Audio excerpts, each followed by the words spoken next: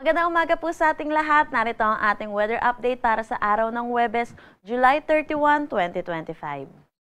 Wala naman tayong minomonitor na anumang bagyo or low pressure area sa loob at labas ng ating Philippine Area of Responsibility na may posibleng makaapekto dito sa ating bansa sa mga susunod na araw. Pero patuloy pa rin ang pag-iral ng southwest monsoon or habagat dito sa buong bansa natin. Pero inaasahan natin na babawasan na rin po yung significant rainfall na dala nitong southwest monsoon sa malaking bahagi ng ating bansa. Pero inaasahan pa rin natin possible po rin mo yung mga moderate to heavy rains, lalo na dito sa may extreme northern Luzon. Para sa magiging panahon natin ngayong araw, inaasahan natin makakaranas ng paminsan-minsan bugso ng pag-ulan dito sa may Ilocos Norte, Apayao at Cagayan, lalong-lalo na po dito sa may Babuyan Islands. Para naman sa nalalabing bahagi ng Ilocos Region, Cordillera Administrative Region, Cagayan Valley, pati na rin sa buong Central Luzon, makakaranas pa rin naman sila ng makulimlim na panahon na may mataas din na tsansa ng mga pag-ulan, lalo na po sa hapon at sa gabi.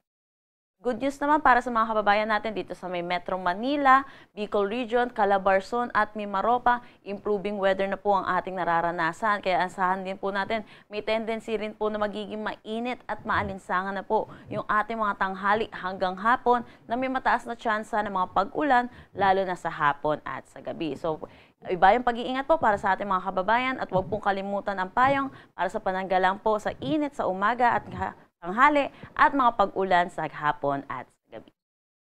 Agwat ng temperatura for Metro Manila, 24 to 30 degrees Celsius, Lawag, 26 to 29 degrees Celsius. For Tuguegarao, asahan natin na 26 to 31 degrees Celsius, Baguio, 17 to 19 degrees Celsius.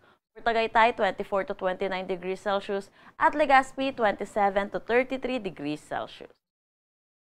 Para naman dito sa may Palawan, Visayas at Mindanao, inaasahan natin maaliwalas pa rin ang kanilang panahon, pero asahan din po natin yung mataas na tsansa ng mga pag-ulan pagdating sa hapon at sa gabi. So ugaliin po natin i-check yung panahon.gov.ph para sa mga nilalabas po natin thunderstorm advisory.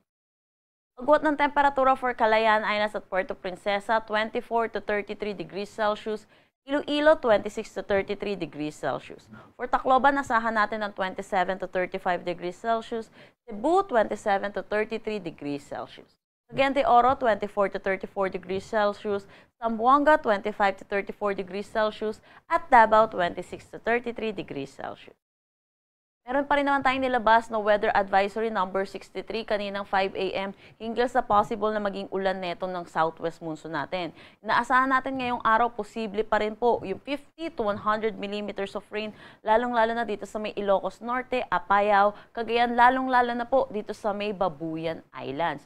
Iba yung pag-iingat po para sa ating mga kababayan dahil sunod-sunod na araw na rin po tayong nakakaranas ng mga pag-ulan. Pero inaasahan po natin sa mga susunod na araw, improving na rin po ang weather dito sa may Northern Luzon at mababawasan na rin po ang mga pag-ulan.